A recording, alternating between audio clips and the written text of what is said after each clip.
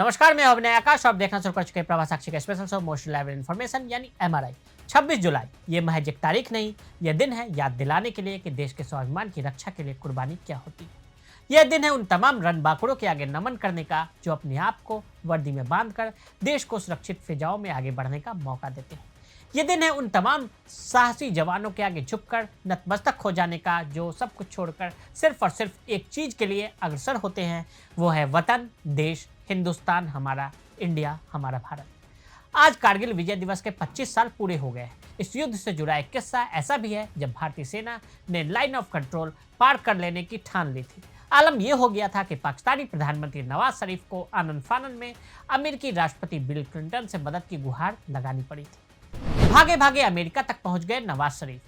कोई भी उस कूटनीतिक परिदृश्य की गंभीरता की कल्पना कर सकता है जिसमें अमेरिकी राष्ट्रपति बिल क्लिंटन कारगिल युद्ध के दौरान निपट रहे।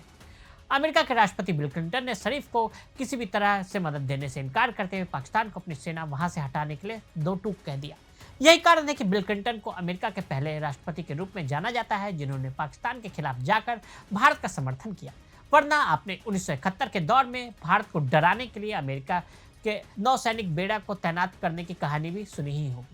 क्लिंटन पाकिस्तान के प्रधानमंत्री नवाज शरीफ के साथ भारत और पाकिस्तान के बीच कारगिल युद्ध की समाप्ति करने के तरीकों पर गुस्से में चर्चा कर रहे थे। क्लिंटन शरीफ के साथ बातचीत के दौरान आपक हो बैठे जो उन परिस्थितियों के बारे में अनभिज्ञता का दावा कर रहे थे जिसके तहत पाकिस्तानी सेना के प्रमुख जनरल परवेज मुशर्रफ ने कारगिल दुस्साहस शुरू किया था। यह संभवतः सबसे चुनौतीपूर्ण कूटनीतिक कार्य था जिसका किसी भी अमेरिकी राष्ट्रपति ने तब सामना किया जब उनका देश अपना स्वतंत्रता दिवस मना रहा था। 4 जुलाई को अमेरिकी स्वतंत्रता दिवस मनाता है। इसके बावजूद हालात की गंभीरता को देखते हुए क्लिंटन ने व्हाइट हाउस में नवाज शरीफ के साथ इसी दिन बैठक की और उन्हें पीछे हटने के लिए राजी किया। अमेरिकी हस्तक्षेप।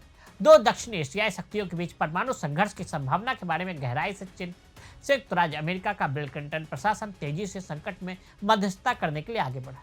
तत्कालीन सेंट्रल इंटेलिजेंस एजेंसी CIA के विश्लेषक ब्रूस रिडल युद्ध के समय राष्ट्रीय सुरक्षा परिषद में निकट पूर्वी और दक्षिण एशिया मामलों के लिए राष्ट्रपति क्लिंटन के विशेष सहायक थे। बाद में उन्होंने विस्तार ले लिया। बताया जाता है क्लिंटन ने संकट से कैसे निपटा, जबकि रिडल ने खुद को इन महत्वपूर्ण राजनयिक प्रयासों के केंद्र में पाया। क्लिंटन की टीम में उप विदेश मंत्री स्टीव टेबलॉट और जनरल टोनी जिन्नी जैसे लोग भी शामिल थे जो पाकिस्तान से LOC के पीछे अपनी सेना वापस बुलाने का आग्रह करने में अथक प्रयास कर रहे थे। अमेरिका के इस नए रुख ने भारत और पाकिस्तान दोनों को चौंका दिया क्योंकि इस्लामाबाद ने सोचा कि अमेरिका हमेशा की तरह उसका साथ देगा। भारत को गुंडोज के आधार पर फैसले के जाने की तो अमेरिका से वैसे ही उम्मीद ही नहीं थी। LOC पार करने की तैयारी। क्लिंटन ने खुफिया सूचनाओं और अटकलों के बीच परमाणु युद्ध की आशंका जताई। अगर पाकिस्तान परमाणु हथियार तैनात किए तो भारत पूरी ताकत से जवाब देगा। वहीं वाजपेयी के साथ टेलीफोन पर हुई बातचीत ने अमेरिकी राष्ट्रपति और पाकिस्तानी PM शरीफ के बीच अगली बैठक के लिए माहौल तैयार किया। पत्रकार बरखा दत्त अपनी किताब the unquiet land stories from India's fault lines के अनुसार भारतीय सेना के पास 6 दिवसीय युद्ध की आकस्मिक योजना थी जिसमें सैनिकों को इस तरह से तैनात करने की योजना थी यदि आवश्यक हुआ तो भारत और पाकिस्तान को अलग करने वाली सीमा को 1 सप्ताह से भी कम समय में पार किया जा सके। रिडेल ने 2002 में इंडियन एक्सप्रेस के एक लेख में लिखा था कि वह कॉल 2 जुलाई को ही थी। उन्होंने लिखा कि राष्ट्रपति ने फोन पर भारतीय प्रधानमंत्री वाजपेयी से सलाह ली।